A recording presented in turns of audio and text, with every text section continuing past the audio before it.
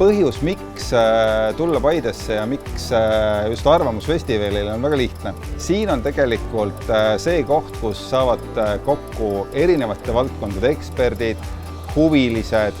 Ehk siis, kui sul on huvi ükskõik millise Eesti ühiskonnas ja ühiskonnaelus olulise teema vastu, olgu selleks tervishoid, AI, kaitse, siis siin on tegelikult see koht, kus sa saad rääkida nende valdkondade otsustajatega, neilt küsimusi küsida, ise oma arvamust avaldada.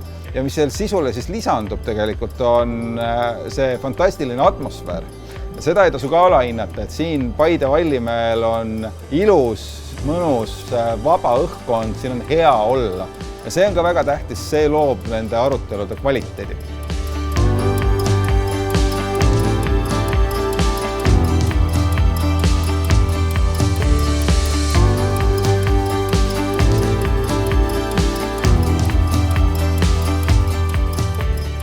Iga inimene võiks Arvamusfestivalilt kaasa võtta mingisuguse taipamise selles mõttes, et kas sa said midagi uut teada või kas sind üllatas miski, kas sa said kinnitust, et asjad on täpselt nii, nagu sa oled alati arvanud, aga see taipamise impulss ja see taipamise tunne, et ma arvan, see on midagi, mis Arvamusfestival inimestele pakub.